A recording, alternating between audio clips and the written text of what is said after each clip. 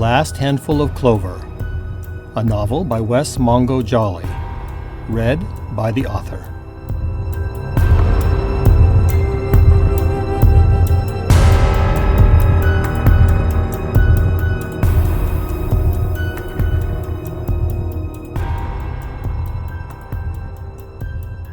Chapter 32, Round Valley, August 23rd, 1857. Damn it, Dutch. Gus told you to call me Peter Whitman. You better stop calling me Stouffer. Far as I'm concerned, that ain't my name no more. Relax, Whitman, Dutch sneered. Ain't nobody out here gonna find out you're a back out, and none of these cowhands give a shit one way or t'other. Stouffer fumed, but he knew it was best to drop it. It was late afternoon, and the desert country was stark and beautiful all around them. The Wasatch Mountains were still on their left, even though they'd left Salt Lake City almost 3 weeks ago. An hour before, they'd been riding with Gus, who had told the pair to spend the afternoon doing some scouting up ahead, but to be back by supper. Finally, Stouffer was feeling like he might just get out of Salt Lake City with his hide and his privates intact. The relief he felt at the slowly dwindling Mormon settlements was in stark contrast to that felt by Gus and the rest of the company. To them, the desert and the long distance between the settlements had led to a frightening sense of isolation. It had been a rough 3 weeks. As Gus had feared, the Mormons had locked themselves down and were hoarding their supplies, fearful that the army could invade within a matter of months. Every time the company had sent an emissary to barter for supplies at a settlement they were passing, or even just a lone ranch, they had been turned away. The company had money to buy supplies, but the Mormons simply weren't selling. Of course, Stouffer himself was never sent to negotiate with the Mormons, but he heard all their stories when they returned to camp empty-handed. He had not been surprised, but the rest of the Fancher train had a long way to go to understand how Mormons thought. One friendly rancher their scouts had met close to Provo told them that the homesteaders were specifically instructed not to sell supplies to any of the wagon trains passing through. That rancher was clearly prone to gossip and said much more than he should have. For instance, he said that the prohibition on trading with the wagon trains came from the very top, and it was being spread by a high-ranking Mormon official by the name of George Smith, who was riding ahead of them. They also said he was traveling with a young man with some brutal burn scars across his face and a withered right arm. Smith's directive to the brethren in the settlements was clear. The passing wagon trains were on their own. Gus Humphreys, the trail boss, was there when that scout had made his report, and it was clear to Stouffer that Gus recognized the description of the young man accompanying the Mormon elder, and he grew a little pale when he heard the tale. Later, Dutch told Stouffer that the description of the young man sounded like a friend of Gus, who Dutch had seen more than once between Arkansas and Salt Lake. Dutch had no idea who he was, but he was sure that Gus knew the boy. Could well be a bastard son or something, Dutch said. I wouldn't put it past old Gus to have fathered a few of those around the country over the years. Dutch laughed like he'd made a great joke, but the entire conversation left Stouffer uneasy. Why would a friend of Gus be working with the Mormons to deny supplies to wagon trains? It just didn't make any sense. In any case, it was clear that they would not be getting much in terms of supplies over the next several weeks. The sooner they got out of Mormon territory, the better. Unless something changed, they'd be slaughtering cows for grub before the week was out. Slaughtering cattle would be a perfect job for the Dutchman, Stouffer thought, imagining how Dutch would go at a carcass with that bowie knife. Gus is right. That old cowhand is more than a little loco. As much as he despised Dutch, Stouffer had followed Gus's instructions to the letter, and he always rode close. The old cowhand usually rode in silence, just chewing his tobacco and aiming long, wet streams of brown spit at passing stands of sagebrush. But today, he seemed especially worked up in a way that made Stouffer even more uncomfortable. "So you been keeping your head down like Gus asked," Dutch said. "Ain't you getting a bit stir-crazy?" I don't know, Dutch. Maybe just a bit." "Well, everybody bought that story you told about being a cowhand on your way back from California. Is that what Gus told you to say? I saw you two bending each other's ears this morning." Stouffer tried to smile convincingly. "Yep, that's what he told me." Twice now since they'd left, Gus had found a way to have a word alone with Stouffer, and it wasn't to check on his well-being. Both times he'd asked about Dutch. Stouffer reported he had seen nothing special, but he told Gus he agreed. The man could be a problem. "Well, remember what I told you," Gus had said. "I'm scratching your back by letting you ride with us. You keep scratching mine, too." It was clear the Stouffer was going to stay Dutch's secret babysitter for as long as he rode with the Fancher train. "You gotta be wanting to go for a jaunt," Dutch said as they pulled ahead of the herd. "You're stir-crazy. I can sense it. Let's you and I go for a ride. Gus told us to scout ahead, so let's scout." "I don't think he wanted us to lose sight of the herd." "Well, how about I go ahead and you go back?" Dutch shot him a look that made his blood run a little cold, almost as if he was daring him to go back alone. Did he know Stouffer was told to watch him? "Nah, I reckon I'll stick with you, Dutch. Gus's orders." "Well then, let's ride, Mr. Whitman." "I don't think," Stouffer started to say, but it was too late. Dutch had kicked his horse into a gallop, and by the time Jacob spurred his own ride, Dutch was leaving him in the dust. "Damn it, Dutch," Gus called after the old cowboy. "Just what the hell are you doing?" "Scratching your stir-crazy, pard," Dutch yelled back over his shoulder. "Let's ride." Stouffer cursed and for a moment considered just turning his horse around and heading back to the herd. But it was behavior like this that probably made the old trail boss nervous. So Stouffer spurred his horse and did his best to keep up. 2 hours later, they were a good 30 miles ahead of the slow-moving wagon train, and finally Dutch let his pony slow to a trot.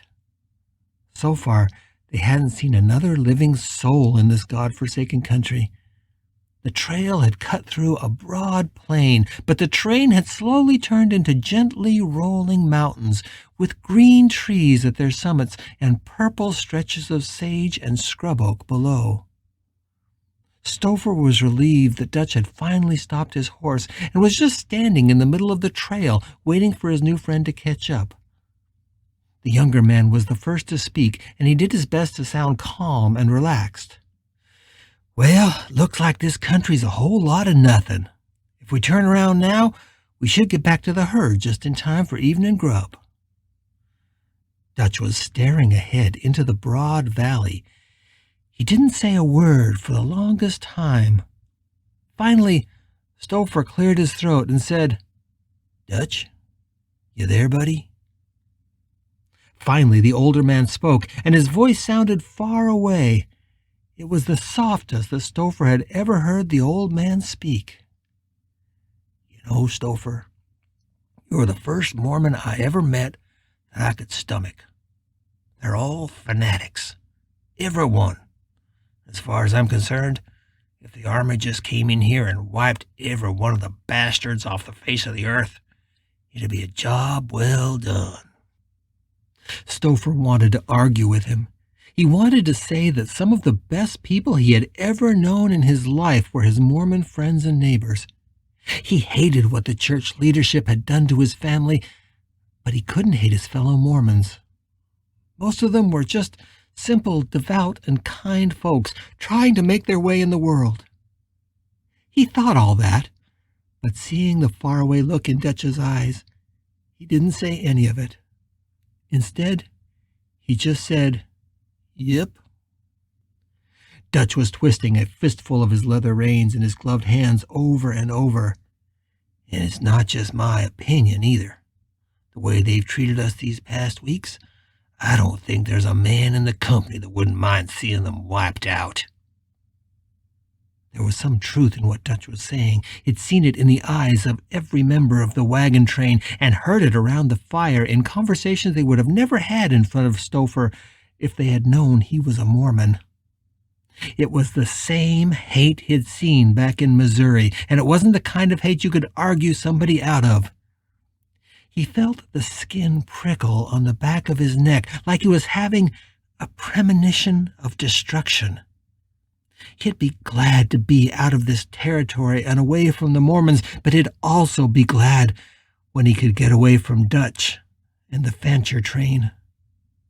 Mountain Meadows couldn't come soon enough. "You've got to hate him, too," Dutch continued, twisting the leather cord. "Aren't you still afraid that somebody down here will recognize you and cut your balls off and nail them to some old cottonwood tree?" Stouffer regretted telling Dutch about what happened to Thomas Lewis. Dutch had brought up the incident several times since Jacob related to him. It was clear he got a secret thrill out of the story. "Yep, I'm a little nervous, but we're pretty far from Salt Lake. I don't expect we'll run into anybody down this way who knows me. They got bigger fish to fry. My neighbors might not have even noticed that I left." Dutch turned in his saddle, and his eyes landed directly on Stouffer. They were cold, dark eyes that made Stouffer wish his horse would take a step back. "You're my friend, Stouffer. If anybody messes with you, they'll be picking their guts up off their boots." Dutch turned away and stared back ahead.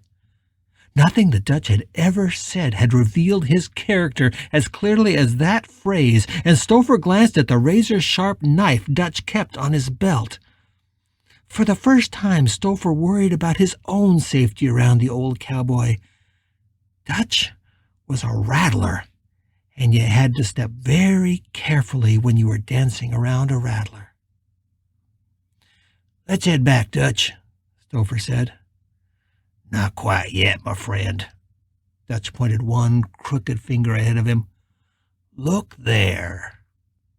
Stouffer strained his eyes in the afternoon sun, trying to see where Dutch was pointing. It took his eyes a few minutes to pick it out, but when he saw it, his blood ran cold. There was a single cabin far up on the hillside above the valley floor. He wouldn't have been able to see it if it had just been the cabin, but the settlers there had cleared some land and were probably planting some late-season crops. It was still too far away to see any people, but already Dutch was trotting his horse in the cabin's direction. "Come on, Dutch. If we check it out, we won't get back to the herd until dark. We don't have time." "The company needs supplies," Dutch said without turning to look at the man trotting behind him. "Let's just tell Gus about the cabin, and they can send somebody up there when the train passes by." "No time like the present, my friend." Somehow, Stouffer knew it was useless to argue with the old man. He considered again just turning around and heading back to the wagon train. He'd tell Gus what he'd seen in Dutch, and then hopefully Gus would take care of it. But what if he didn't? Would turning back now make an enemy of Dutch? Stouffer didn't feel he had the luxury to antagonize this man, not if he hoped to get out of the Utah Territory alive. Gotta step carefully around this rattler.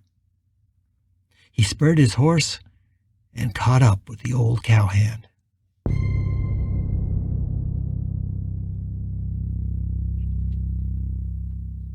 The one-room cabin was small, but well-built. When they arrived, they saw several hogs in a rough but sturdy pen and the first shoots of corn growing in a field behind the house.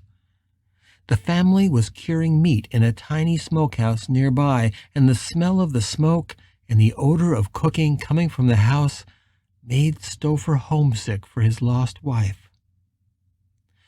The family that lived there introduced themselves as the Sowersbys. and they were as friendly as could be. Dutch had shed a lot of the dark intensity he had shown back on the trail and engaged the father in a friendly conversation. Stouffer was relieved to hear that they were new immigrants, having only arrived in Salt Lake City a couple months before. The church had sent them to settle here, and although he caught a sense of regret in the father's voice about not being in Salt Lake City, they said they were very happy to be doing the prophet's will.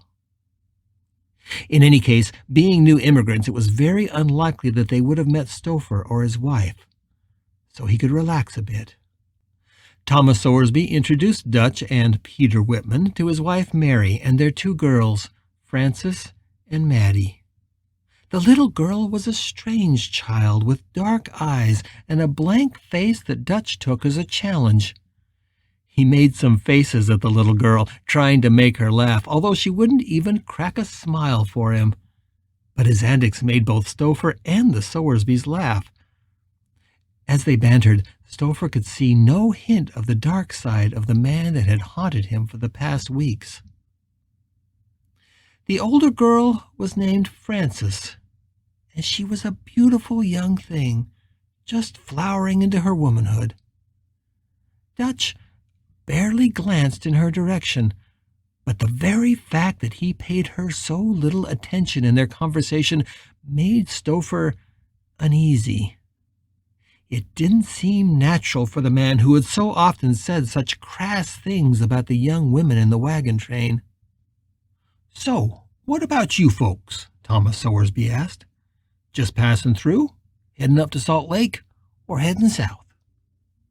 "Heading south, I'm afraid," Dutch said with a light smile. "In fact, we're scouting ahead for Captain Fancher. He's got a wagon train out of Arkansas heading to California. We're just running a bit ahead, hoping to rustle up some grub for the trip. Our supply wagons are getting light." Thomas Sowersby's smile faded. Any hope that this family hadn't heard the admonitions of George Smith was dashed in that look. "Well, I'm afraid we have nothing to offer in trade. We're just settling in ourselves. We don't have a lot to share yet. Come back in a year and maybe we can offer you better hospitality." Dutch's fake smile dropped, but Stouffer wondered if the settlers could see the change in him as clearly as he did. Stouffer suddenly felt cold, like this encounter could turn bad quickly. "Are you sure, friend? We have money. We're not out asking for charity. How about if we just buy some of that smoked pork off you and maybe some flour?" Sowersby's face had gone blank, and he shot his wife a look. "Mary, why don't you take the girls inside while we men talk business?" His wife wasted no time getting the girls into the house, and he heard what sounded like a bolt fall into place after the door closed. "As I told you, friend, I'm afraid we can't help you. Now perhaps it'd be best if you were on your way." Dutch paused just a bit too long, eyes locked with Tom Sowersby, and Stouffer found his own hand creeping toward his holster. If one of these two men drew on each other, which one would he fire on? Or would he just stand back while they killed each other? He really didn't know, but his hand quivered near his holster. "How about this?" Dutch finally said, his voice low and conspiratorial. "We need bacon, so I'll buy those 2 pigs off you, and just maybe you'd throw in that fine girl in the bargain, the one you call Frances." The father's eyes narrowed, and now Stouffer could see that his hand too had moved stealthily toward his holster, but Dutch just stood in front of him, his arms crossed, smiling at the man as if they were just shooting the breeze on a summer day. "I think you gentlemen need to leave," Tom Sowersby said, his eyes steely now, and Stouffer could see a strength and a bravery in the farmer that he had not expected. He could only hope that Dutch would see it too, and back down. The two just stared at each other for the longest time, and Stouffer felt the sweat breaking out on the back of his neck. All at once Dutch smiled, turned to his friend, and said, Well, you heard the man. Looks like there ain't no business to be done here. How about you and I head back to the herd?" Stouffer felt his breath slowly stabilize. He looked at the father, who was still standing with his feet apart, ready to draw should Dutch linger. "Thank you for your hospitality, sir," Stouffer said. "Please tell your family it was nice to meet them, and we hope to see you all again one day. We'll be on our way." He could feel the man's eyes on them as they rode away. Only once did he turn back, and the farmer was still standing there. It didn't look like he'd moved a muscle.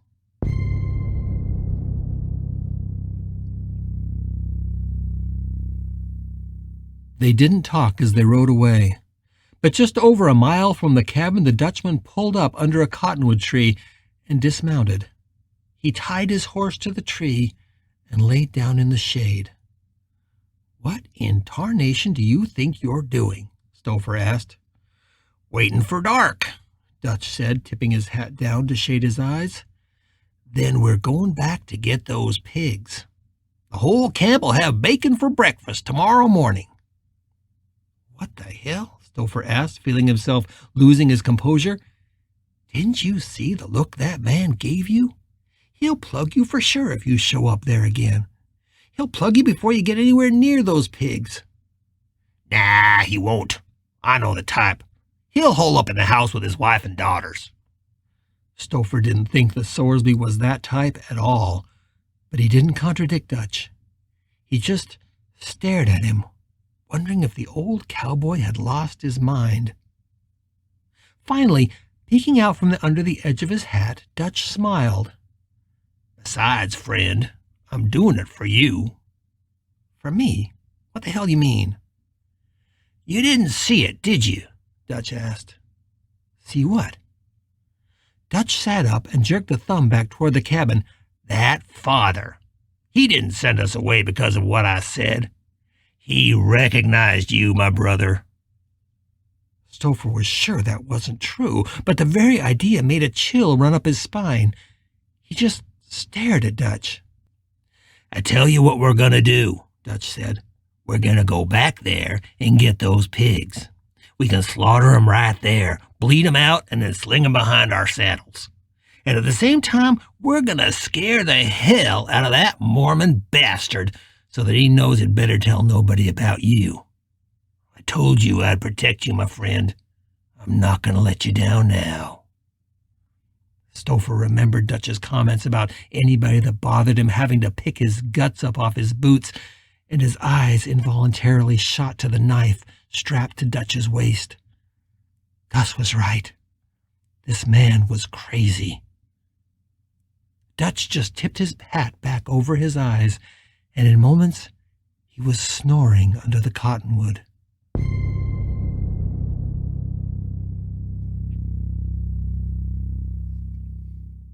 Stouffer sat up until well past dark. He made a little fire and tended it, trying to decide what to do. At one point, he had his hand on his gun, seriously contemplating what would happen if he just shot the Dutchman right here. He could tell Gus that it was Indians or some raider. Nobody would ever suspect it was him, and the wagon train would be rid of the crazy old cowhand. Stouffer considered it, but he just couldn't bring himself to do it. He wasn't a murderer. And besides, what if he didn't kill Stouffer with that first shot? What if he just winged the man? He imagined Dutch rushing him with that knife and then trying to pick up his own guts off of his boots. With a shiver, he realized Dutch was totally capable of turning on him in an instant, and that knife on his belt was deadly. All Jacob could do was hope that they would go back, get the pigs, and get out with their hides intact.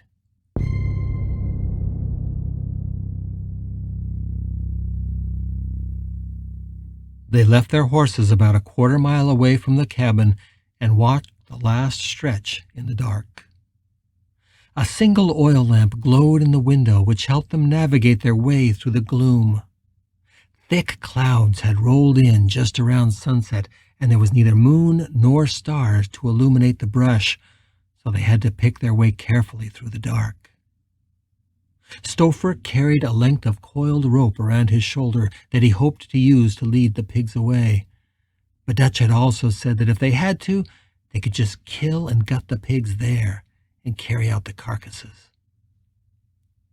The cabin was silent as they approached, and Stouffer hoped that Dutch's prediction was right. Maybe Thomas Sowersby was holed up inside, hoping that the men were gone for good. But somehow, Stouffer knew Sowersby was expecting them. He had surely seen that Dutch wasn't the kind of man to walk away from something he wanted.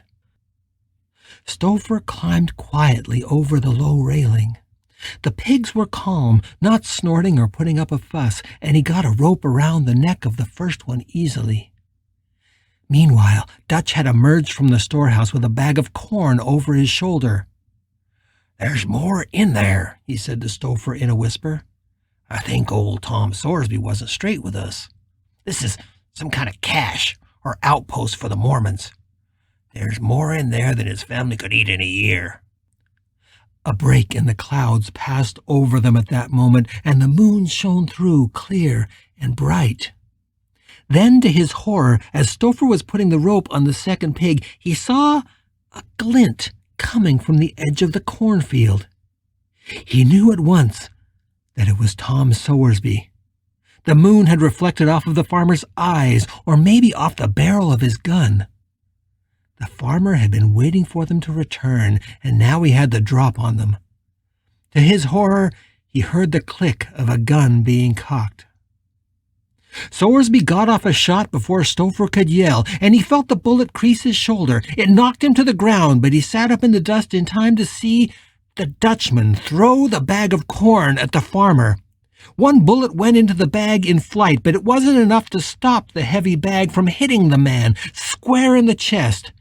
That was enough to throw the farmer off his balance, and Dutch was on him in a second, moving faster and with more agility than Stouffer could ever have expected from a man of his age.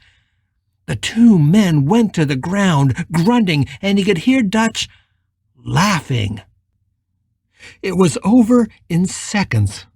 The father's gun went off a third time, but the shot went wild. Dutch was too close to him now for the gun to be of any use, and Stouffer saw the moon flash on Dutch's knife an instant before the blade disappeared into the Mormon farmer's belly. Dutch rammed the knife into the man 4 times in such quick succession that Stouffer could think of nothing but a rabbit's hind leg scratching behind its ear. The farmer tried to let out a scream, but it was cut short as Dutch clapped a hand over the man's mouth and then used the sharp edge of his knife to saw through the man's throat, all the way to his spinal column. Blood erupted in a 3-foot-high spray that hit Dutch square in the face. Stouffer was still stunned, and the pain from his shoulder had taken away his breath. He wanted to scream, but no sound made its way from his lungs to his mouth. In horror, he watched as Dutch stood, sliced open the man's belly, and then took out a double handful of the man's guts.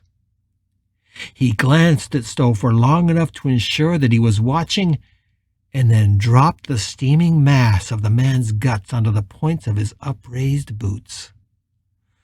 The bloody entrails hung off the man's quivering toes like Christmas garland.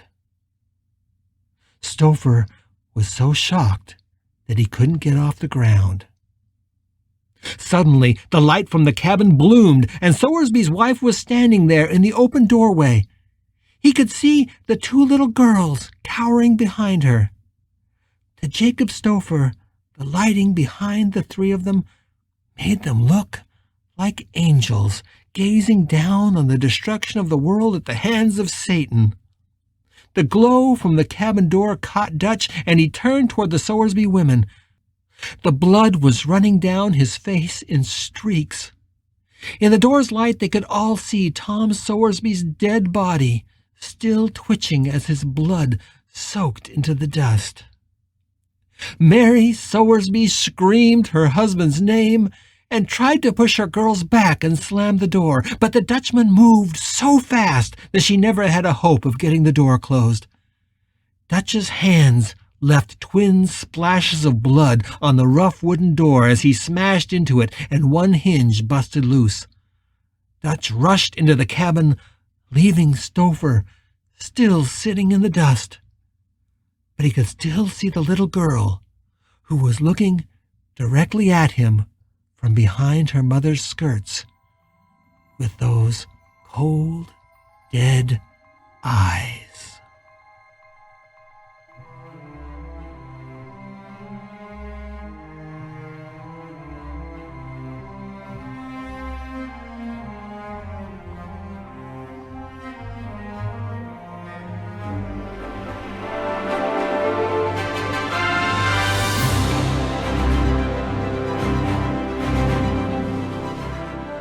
You're listening to The Last Handful of Clover, a novel by Wess Mongo Jolley.